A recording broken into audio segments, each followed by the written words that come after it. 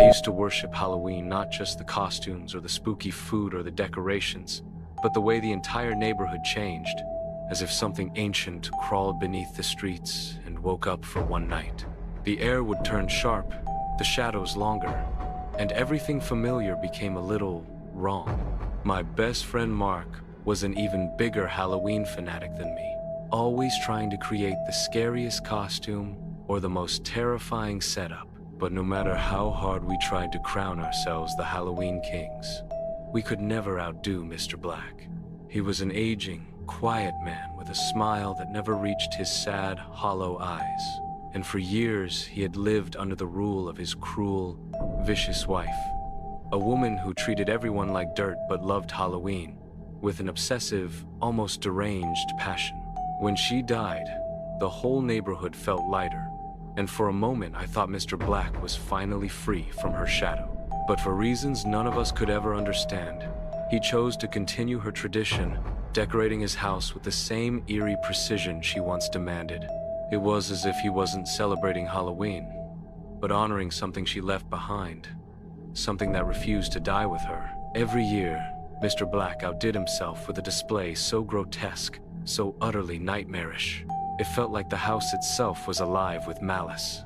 His garden could turn into a pool of glistening, thick red blood, or the walls could be draped in writhing cobwebs crawling with spiders, each movement sending chills down your spine.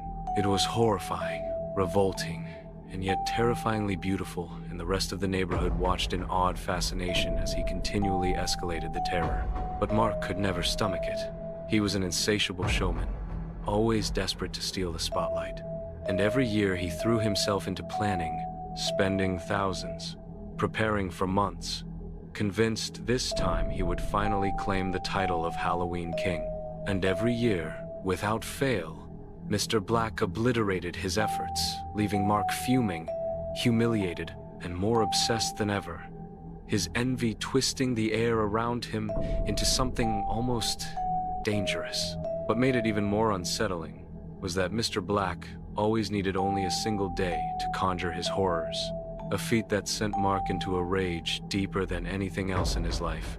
In 2017, Mark had even gone so far as to rent animatronics shaped like crawling corpses, littering his yard with them, letting them shriek and drag themselves across the ground, convinced that this year, at last, he would triumph. As the 30th of October crept by, we noticed Mr. Black had not yet lifted a finger toward decorating, and Mark's confidence swelled to almost unbearable levels. On Halloween morning, Mark was giddy, parading his yard to anyone who would look, certain he had finally claimed victory. But when we returned home that evening, the air had shifted heavy, cold, whispering. Mr. Black had transformed his property into something unholy. In a mere 8 hours, his front yard had become a graveyard, a place of terror so vivid and grotesque it felt alive, as though the dead themselves had risen to mock the living. Muffled, bone-chilling screams seemed to rise from the earth itself, accompanied by the eerie jingling of bells attached to strings that disappeared into buried coffins, ringing with each curious step of the onlookers who dared gather around. Those brave or foolish enough to traverse his yard were lured inside, where the horror deepened.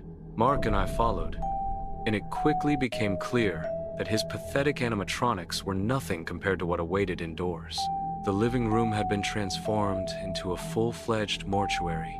Mortuary refrigerators humming and shuddering as though bodies were trapped within, and the smell of decay, real or imagined, hung thick in the air.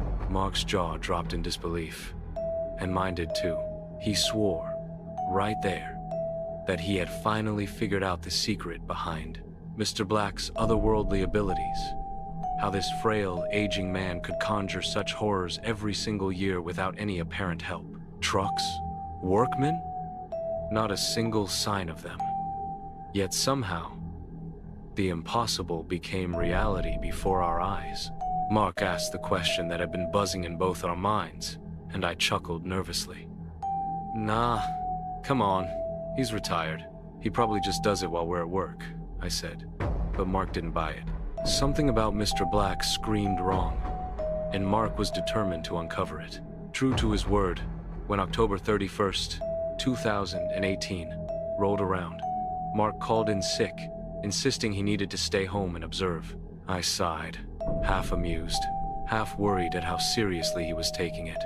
Around noon, my phone buzzed with a frantic, trembling voicemail from him. I knew it.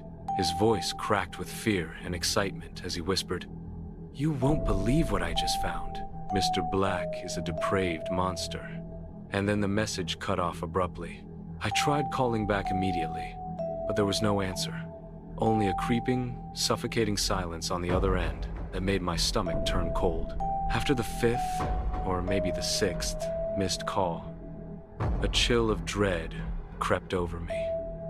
There was absolutely no way Mark would ever stay silent if he had actually discovered something. Yet every attempt to reach him was met with nothing but a busy signal, like the world itself was conspiring to keep him hidden.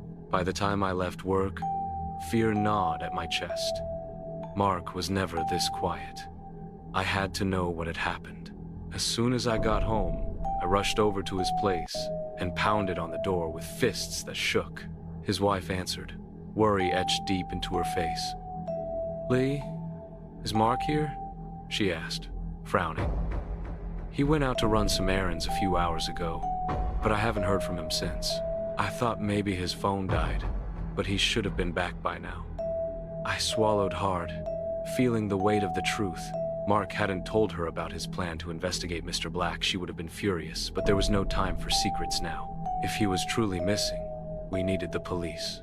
While Elise explained the situation to the authorities, I couldn't wait.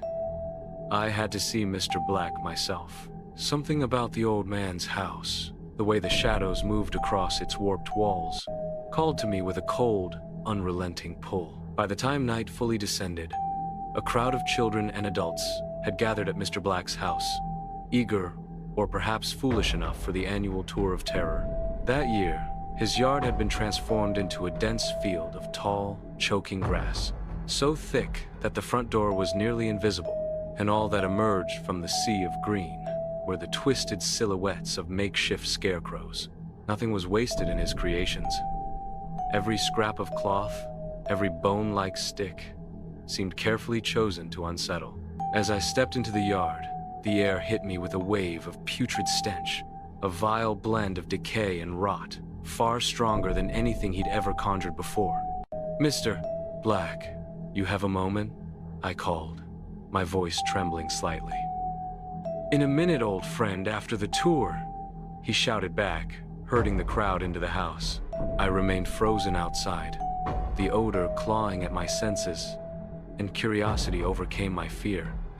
Pushing aside the thick grass, I examined one of the scarecrows more closely, and my stomach dropped. Its tattered rags were stitched and patched in grotesque patterns, and through the holes, I thought I could see what looked disturbingly like skin. They didn't look like props. Hesitation clawed at me, but the morbid urge to know overcame my sense of reason, and I reached out slowly to pull off the scarecrow's mask, my fingers trembling as if I were about to awaken something that should have stayed buried. What I saw made me collapse to the ground, my mind refusing to process the nightmare before me.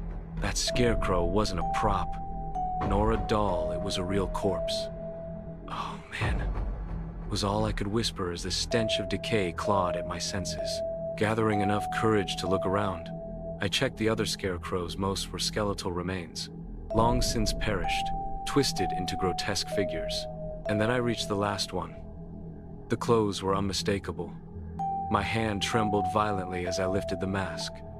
It was Mark. His throat had been slit, his body stuffed into a hideous, flesh-filled scarecrow. I stood frozen, staring at the lifeless form of my best friend, the full, horrifying truth crashing down. All these years, Mr. Black's decorations, his blood, his screams, the impossibly realistic horrors we had admired, they had all been real.